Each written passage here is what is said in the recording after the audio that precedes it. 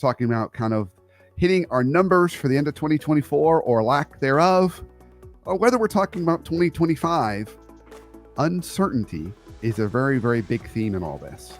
Mm-hmm. And what we are seeing, and what I'm seeing, is leaders moving into their stress behavior. Maybe they've got less teammates. They've lost some teammates and there's hiring freezes, so they can't backfill those spots. They got more work on their plate. In addition to that, they're not hitting the numbers that they set out to hit in 2024. So there's a final push at the end of the year to hit those.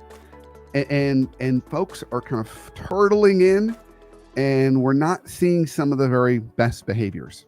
So Randy, I want to turn it over to you. What are some examples of some of the stress behaviors that you're noticing from leaders, and what are some starting places of things we can do to reset ourselves so our best self is still showing up as we end this year?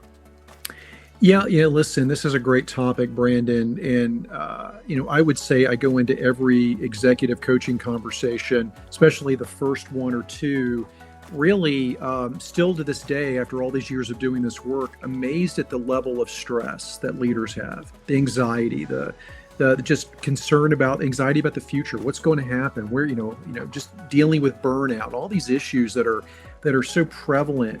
And today at this place we are in American business, I think we're seeing it at peak levels. As you said, with the election season, the economy's not in great shape. My clients are experiencing difficult times. Layoffs are happening. It's really stressful.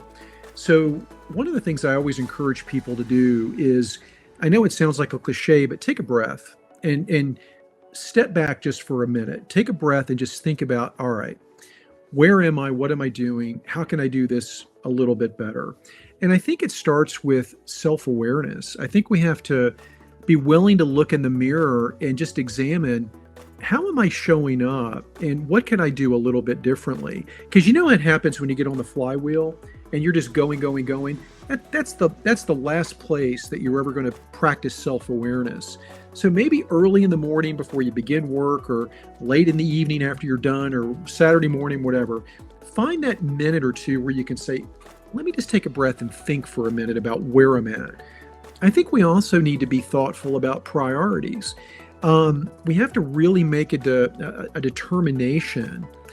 Am I living to work, or am I working to live? And, right now in these stressful times, I think many of us are quite frankly living to work.